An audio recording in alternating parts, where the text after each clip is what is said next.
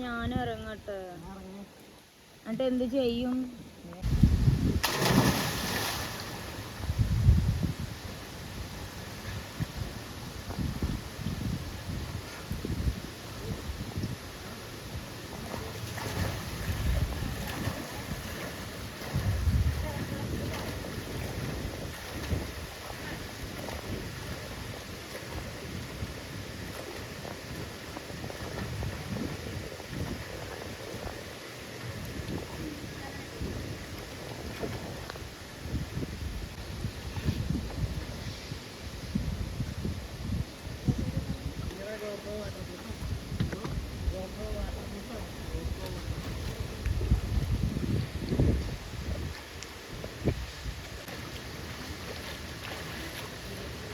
Your father already calling. Your father.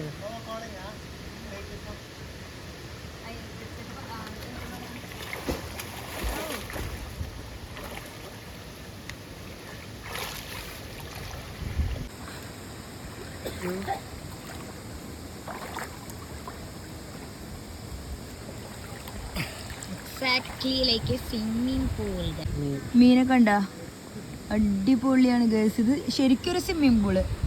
നമ്മുടെ പ്രകൃതി തന്നെ നമുക്ക് ഇതൊരു നാച്ചുറൽ സ്വിമ്മിംഗ് പൂൾ മാതിരി എനിക്ക് തോന്നുന്നത് ഗേൾസ്. എന്ത് സൂപ്പറാണ്. എൻ്റെ കാലുമൊക്കെ നല്ല മീൻ കൊത്തുണ്ട്. ഫിഷ് സ്പായി നമുക്ക് കിട്ടുന്നുണ്ട്.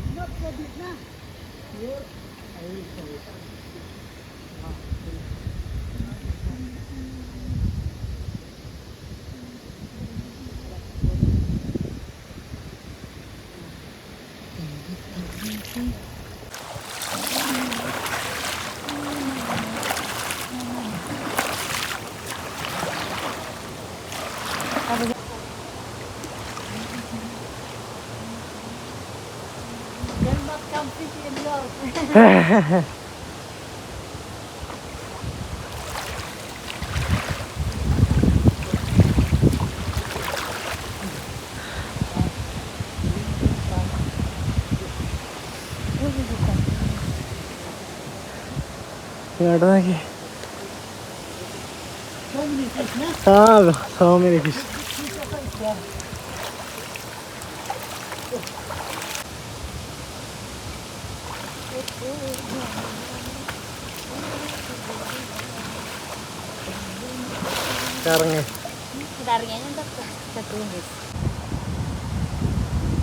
Natural spa. പോയി നല്ല ടേസ്റ്റ് ഉണ്ട് എൻ്റെ കാര്യങ്ങൾ. ഇതിനൊക്കെ പിടിച്ചിട്ടുണ്ടോ പോയാലോടെ വീട്ടിക്ക് ചെപ്പിലിട്ട് കൊണ്ടുപോയാലോ. എൻ്റെ ഉള്ളിൽ കയറി പോയി. ഫിഷ് സ്പായാണ്. നമുക്ക് ഫ്രീ ആയിട്ട് ഫിഷ് സ്പാ കിട്ടുന്നുണ്ട്. ഭയങ്കര സുഖമുണ്ട് കേസ്. നിങ്ങൾ എൻജോയ് ചെയ്ത് ഫീൽ ചെയ്ത് അറിയണം കേസ്. നോക്ക് എൻ്റെ കാല് നോക്കുന്നുണ്ട്. വെളുന്നുള്ള കാലം. കാരണം ചെന്നൈയിലെ കരിമണലിൽ വന്ന കാലായിരുന്നു. അപ്പോൾ വെളുവെളാന്നിരിക്കണം guys. Super fish spa. Oh guys,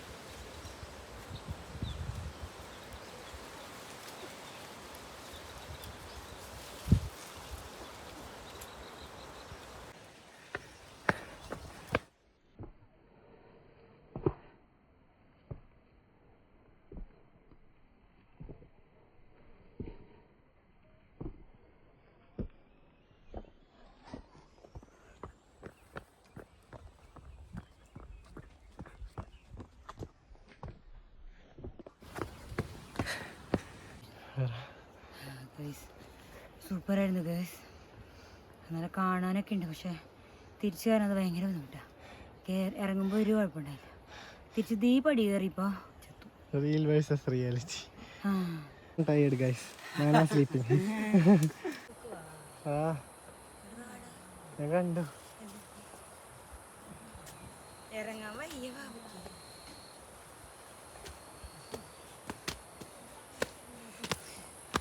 പറഞ്ഞല്ലേ വ്ളോഗ് പറ, എങ്ങനെയുണ്ട് മൊഫ്ലാങ് സേക്രഡ് ഫോറസ്റ്റ്? അപ്പോൾ നമ്മളിവിടെ ഒരു സേക്രഡ് ഫോറസ്റ്റിലാണ് വന്നേക്കുന്നത്. ഇവിടെ ദ്വിമുഖിയുടെ രുദ്രാക്ഷം കിട്ടുമെന്നാണ് പറയുന്നത്. നമുക്കത് കിട്ടുമെന്ന് നോക്കാം. പക്ഷേ ഞങ്ങൾ കുറച്ച് ലേറ്റ് ആയിട്ട് ഇവിടെ എത്തിയേക്കണേ. ടൈമിങ് ഇത്തിരി പ്രോബ്ലമാണ്. അപ്പോൾ അതിനുള്ളിൽ ഒരു ഹട്ടൊക്കെ ഉണ്ട്. കാസി ഹെറിറ്റേജ് വില്ലേജാണ്. അത് നിങ്ങൾക്ക് കയറാൻ പറ്റില്ല, പക്ഷേ ഈ ഭാഗമൊക്കെ നമുക്ക് എക്സ്പ്ലോർ ചെയ്യാൻ പറ്റും. അപ്പോൾ നിങ്ങൾ വരുമ്പോൾ എപ്പോഴും നേരത്തെ വരാൻ നോക്കുക. അപ്പോൾ നമുക്ക് നോക്കാം ഇവിടെ കിട്ടുമെന്ന് നോക്കട്ടെ കേട്ടോ. രുദ്രാക്ഷം കിട്ടുമെന്ന് നോക്കട്ടെ. വാ. കണ്ണോട് കാൺപതെല്ലാം തലവ മമ ഗഗ മമ സ ഗഗ സ ഗഗ നിനി സ ഗഗ സ മമ സ ഗഗ സ പപ സ ഗഗ സ നിനി സ ഗഗ സ സ നിധ പമ ഗ ഗമ പനി സ ഗരി സ നിധ പമ ഗരി സ ഗമ കണ്ണോട് കാൺപതെല്ലാം തലവാ പപനി നിസാസ ഗഗ മമ പപനി നിസാസ പപനി നിസാസ ഗഗ മമ പപനി നിസാസ.